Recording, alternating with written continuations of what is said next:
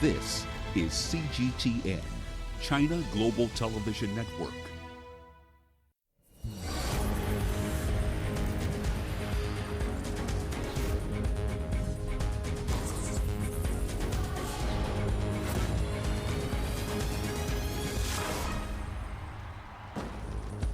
Since the start of the year, 6 athletes have been banned and another 4 suspended from international competition for breaching whereabouts rules. All 4 sanctioned whereabouts failure cases affecting Africans are from Kenya, the East African nation with a proud history in distance running. In tonight's sports scene, we dissect whereabouts rules and why violating them is a serious offense in the global fight against doping. Hello and welcome to your weekly sports program that brings you all the sporting news and reviews from an African perspective. We will highlight the thrill of victory while also showing you the agony of defeat. I'm Richard Nta in Nairobi. This is Sports Scene. Let's get real, let's get live, let's get at it. Here's what's coming up in the show. Disgraced Nigerian Paralympic star Esther Onyema speaks on 4-year ban for doping. And Uganda's Rugby Sevens reacts to the cancellation of the Dubai and Cape Town legs of the World Series. Once again, welcome to Sports Scene. Let's get started. The spike in whereabouts rules violation cases involving elite Kenyan athletes has ignited fresh doubts on the integrity of the sport in the East African nation famed for distance running excellence. CGTN's Mohammed Abubakar now recaps the recent instances of Kenyan runners suspended or banned for falling foul of whereabouts rules. Despite the sustained efforts to contain the doping menace in Kenya, the country continues to hit headlines for anti-doping rules violations. For the 4th year now, the country that holds a distinguished record in distance running remains a Category A nation in the World Anti-Doping Agency watch list. However, in a departure from the past, recent high-profile cases of ADRVs concern whereabouts rules violations. And worryingly, big names of international repute have not been spared from the Athletics Integrity Unit dragnet. In January 2020, former World Junior Men's 800-meter champion and Rio 2016 Olympics finalist Alfred Kipketer was suspended for skipping dope test visits. In June, Kenya and the athletics world was stunned when London 2012 Olympics bronze medalist and former marathon record holder Wilson Kipsang was banned for 4 years. The 2-time London Marathon winner was punished for providing false evidence and witness testimony after being sanctioned for 4 missed tests. Barely a month later, London 2017 World Championships gold winner in the men 1500 meters Elijah Managoi was suspended from competition. The Beijing 2015 World Championships silver medalist was charged with whereabouts failures according to communication released by AIU on the 23rd of July. The news struck a huge blow for Managoi, who was on the verge of a comeback after missing his title defense at the Doha 2019 Worlds due to injury. As he battles to clear his name, the dark cloud of doping shadowing Kenya's athletics simply refuses to go away. Mohammed Abubakar, CGTN. The World Anti-Doping Administration and Management System, commonly known as ADAMS, is primarily meant to ensure athletes do not cheat in athletics by gaining unfair advantage by taking prohibited substances. It demands full compliance from athletes and stores crucial blood, urine, and other biodata on athletes' competitions and whereabouts for the whole year. But how does it really work?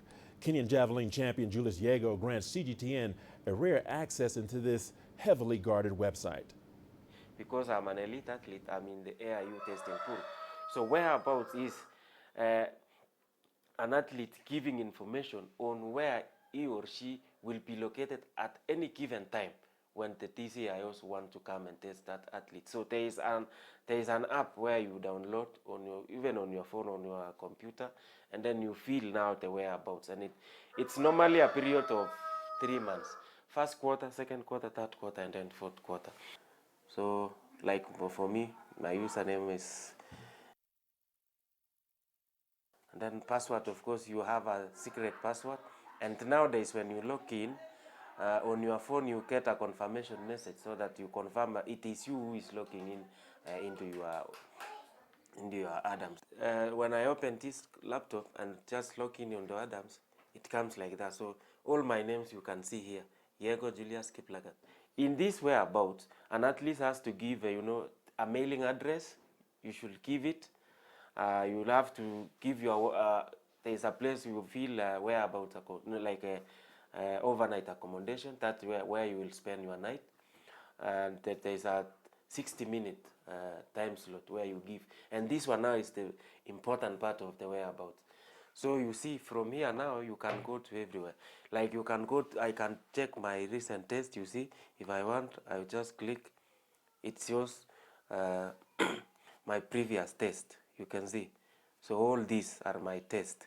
If your whereabouts is up to date, you find a green tick, so it means you are okay. You will get a whereabout failure if DCIOs come to my place. Let's do, for example, me, if they come to my place between that period, 6 a.m. and 7 a.m. in the morning, if they come and they don't get me in my house now, like they don't get me in this place, it amounts to whereabout failure. I gave a whereabout which is correct, but when these people came, they don't find me in my place, so that is a whereabout failure. Again, it becomes a whereabout failure if you don't feel completely your whereabouts. So that is where now it becomes a whereabout failure. I feel my own whereabouts. Nobody feels for me. And I find it so easy for me to feel. And in case I have a problem with whereabouts, I'm the one who knows everything about why I fail to give. I fail, like I have a whereabout failure. So, but if you give a third party, and this is what happens in Kenya a lot, most of the cases we have is maybe a manager is feeling for the athlete, or a third party, maybe an athlete has chosen to have someone who feel for him or her. And these cases we are having in Kenya now is not about, maybe an athlete did not feel. It is because an athlete, you have provided all that, but because he or she is not the one who controls the whereabouts, if I'm moving out of my place before that time, I will be liable. So it's not something complicated. Maybe it becomes complicated to somebody who doesn't really understand this. Well, it's not uncommon for an athlete to miss a random drug test. Sometimes they claim not to have heard the doorbell ring, or they fail to update their current location on the whereabouts system, leading to all sorts of trouble and disruptions to their preparations. CGTN CS Duplessis has more.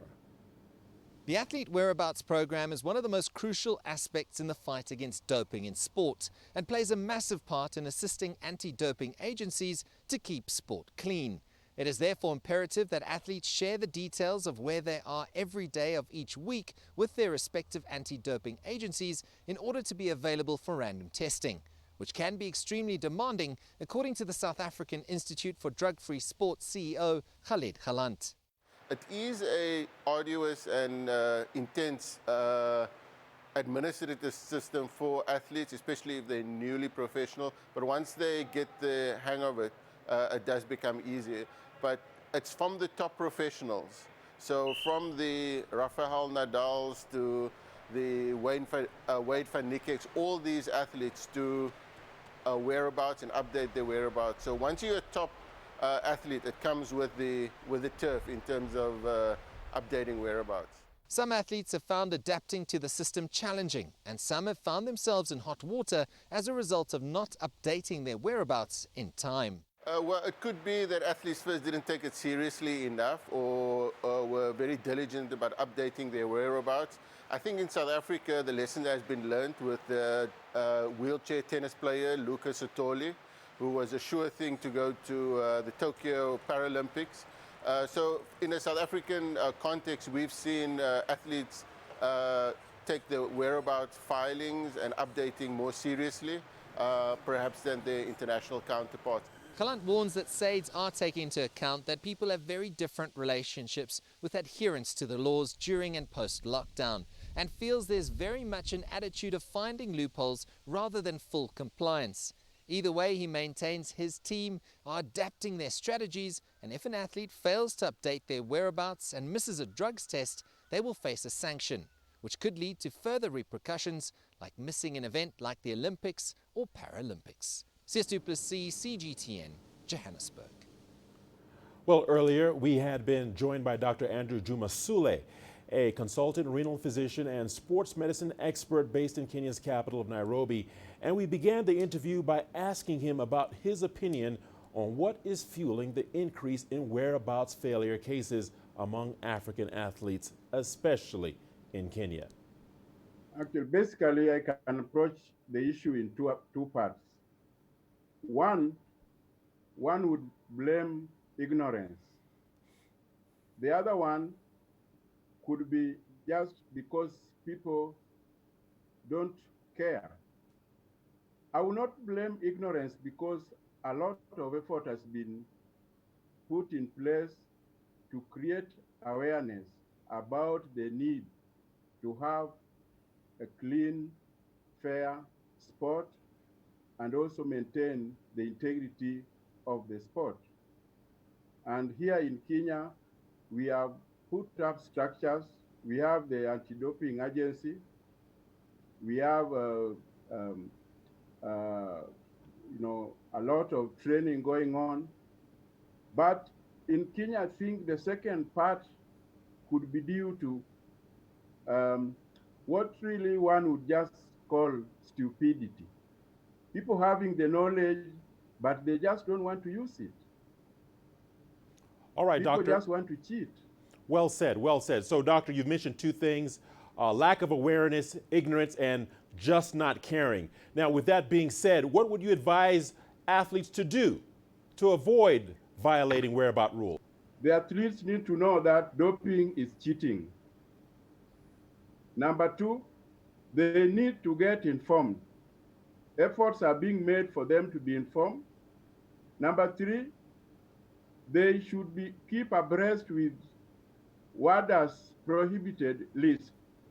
Number four, they should focus on good nutrition. Number three, they should be very careful with supplements. Not most of the supplements we have are clean. Some have impurities, and they could take them without knowing. They should not risk their career. They should avoid social drugs. And number eight, they should know that anabolic steroids are also dangerous to their health. From your perspective, are authorities in Africa doing enough to eradicate doping in the sport?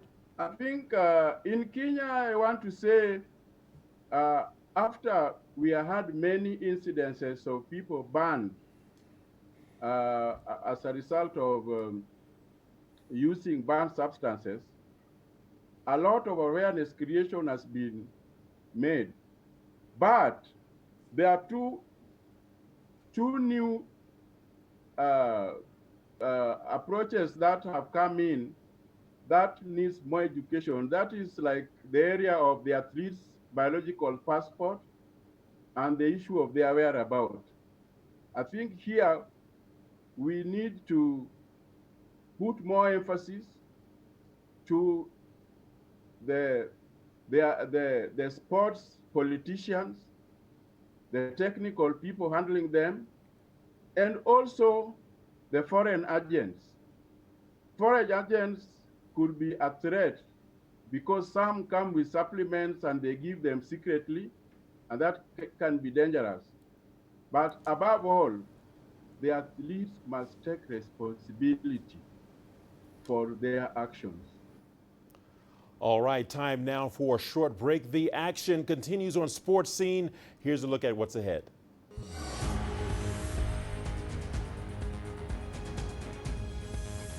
Disgraced Nigerian Paralympic star Esther Onyema speaks on 4-year ban for doping.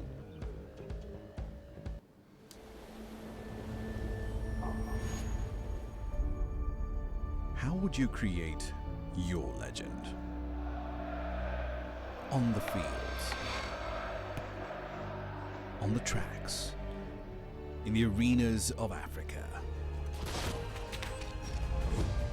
Were you born to be a player? Could this moment be yours?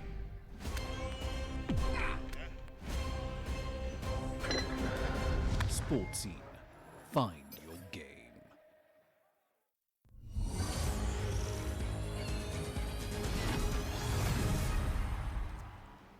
Welcome back to Sports Scenes. Thanks for tuning in. Still on doping, the International Paralympics Committee banned Nigeria's former Paralympic and Commonwealth Games champion Esther Onyema for 4 years in May. The 38-year-old powerlifter is highly regarded in Nigeria after winning gold and silver medals at the London 2012 and Rio 2016 Paralympic Games. CGTN's Deji Badmus interviews Onyema on her ban. Were you surprised by the decision of the International Paralympics Committee? I feel so sad because I can't imagine myself to fall into that kind of victim. Because this is a competition held in my country, Nigeria. I took it as ordinary common festival, local competition, okay? Because I've been to so many international competition, world competition, many championships. They couldn't find such a thing didn't happen. I was so surprised to see that competition held in my country here, whole year, that I, Esther, tested positive. It was like a shock to me. But the first time I got the information, I didn't believe it because I felt, man, it's not me. Later on, they sent me an email that they want to ban me. I was surprised, which I have to reply to them. Did you take any substance at all before the competition? Not at all. Why? Because we held a national festival, the one that took place in Abuja. Then a month later, they called the international competition, hold here in Lagos. Are you getting me? If you look at it, December, January, I don't think there's any way an athlete all over the world, I'm saying it all over the world, will have any opportunity to take anything, any substance because, or any multivitamin because it won't work. I don't know where they got this substance from. It's not part of me. I didn't do it. They say you tested positive to 19-norandrosterone. Then I went to the pharmacy to check on it. They now show me, I say, I say, wow.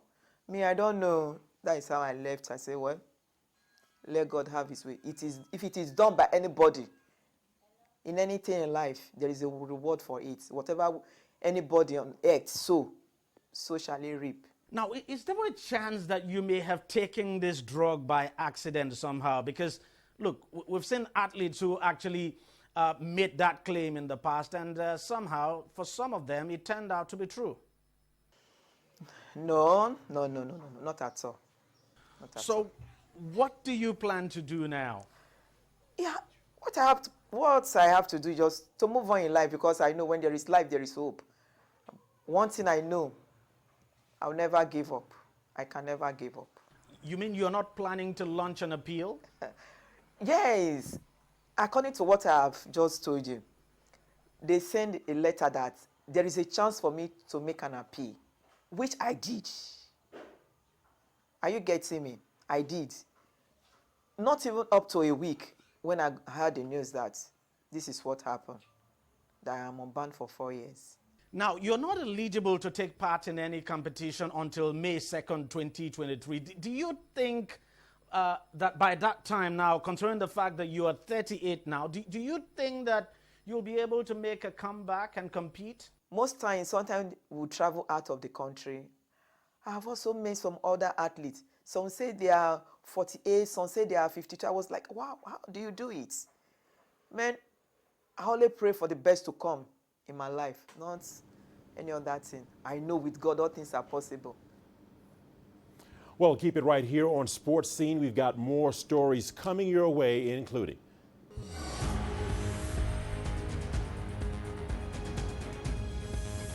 Uganda Rugby 7 reacts to the cancellation of the Dubai and Cape Town legs of the World Series.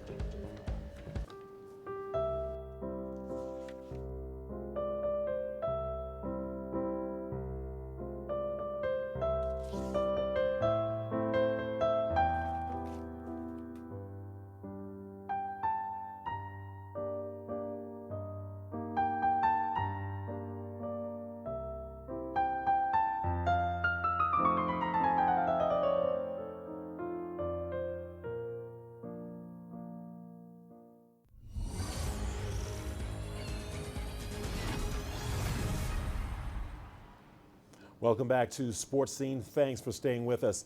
Uganda's national sevens side is ruining all missed opportunities of playing international rugby this year following the cancellation of the continental and global matches due to the COVID-19 pandemic. Here is CGTN's Leon Sienga with more. 5 months now since Michael Wokorach played rugby. It's on these grounds that he and his teammates have triumphed. But the COVID-19 pandemic has kept him away from the field. It has been a time of missed opportunities. It has taken us back because in Feb we had just come back from the Challenge Series in South America, so it has taken us back that we have not played rugby for 5 months and there's no training that is happening. So definitely everyone is rusted at the moment, and the momentum has been lost. Sports activities were suspended in March, weeks after the National League had begun. The lull has got rugby officials concerned that many players may not return to the game. Uganda's Rugby Sevens head coach, Tolbert Onyango, worries the most. We're keeping our fingers crossed that, that the interest still remains in the sport, and we'll hopefully be getting back together, probably by the end of the year. I'm clearly in touch with the players, keeping on talking about what next, what needs to be done. Tolbert and his charges were scheduled for a busy year with Olympic qualifiers in June. 3 more international series appearances had also been scheduled for the second half of the year. The cancellation of all events has also put a strain on finances too. The players are going to be earning something as they are training, as they're taking part in these tournaments throughout this year. Obviously now there's none of that. It's due to no one's issue or mistake.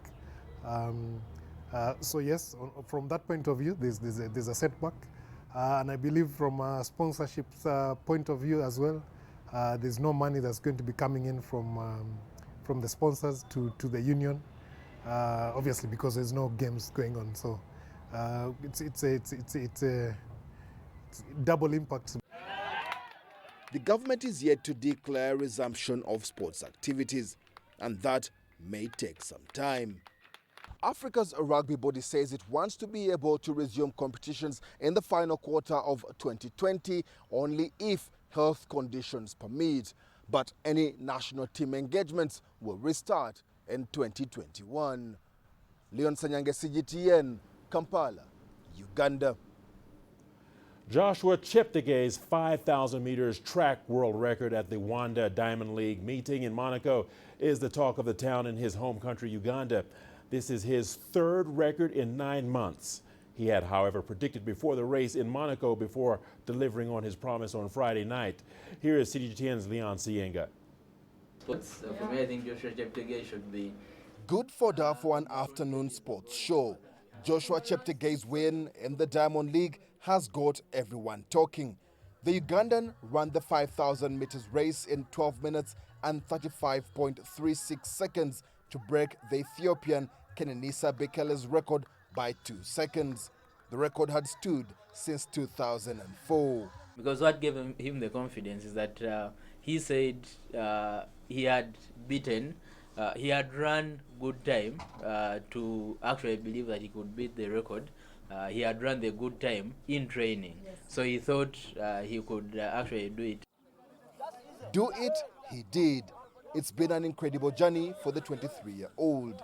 In 2017, a final lap collapse at the Kampala World Cross Country Championships saw him lose the lead. He finished a disappointing 31st. He has rocketed himself to success since that moment. And every time he wins, I come back and say, what happened in Kololo? I mean, so many people would think, you know what, maybe this is not meant for me. Let me just give up. I went into this as a favorite, I had a chance to win. I blew up everything. I became a laughing stock. And look where the guys go. What he did is just forget about that, admit I made a mistake, I should be managing myself better, get a better management team, and look where it's taken him. Cheptegei's success in Monaco means he has broken 3 records since December. He currently holds the world's best times in the 5 and 10 kilometer road races. and there is hope for even more success. That Olympic gold medal is the one thing that's still missing, because when you look at everything else, he's done that. World champs, he's done that. Commonwealth, he's done that. Cross country, he's done that. He's done all those. So the Olympic gold is the cherry on top. If he gets gold, it will be only Uganda's third gold medal at the Olympic Games. Joshua Cheptegei is already being hailed as Uganda's greatest athlete. Now in the finest form of his life, there is no doubt that with every coming race, there could be more to celebrate. All eyes will be on the 23-year-old at next year's Tokyo Olympic Games. Leon Sanyange, CGTN, Kampala, Uganda. Finally, let's take you to Tunisia, where a national Olympic athlete and pole vaulting record breaker has been splitting her time between honing her craft and volunteering to help fight the coronavirus pandemic in the North African country. Dora Mafuthi has been shifting back and forth between donning her athletics gear for pole vault practice and protective masks, gloves, and suits to take samples from suspected COVID-19 cases. The 29-year-old works at a Tunis medical center as part of 8 volunteer medics who are trying to ease the burden on the pandemic's front line. Mafuthi had her sights set on the World Championships and the Olympic Games, but remains optimistic that her chance will come. She says that despite seeming different, both medicine and sports are complementary fields, and she has been learning lessons from both to adapt to her life. Well, I guess that'll do it for this edition of Sports Scene. Remember, you can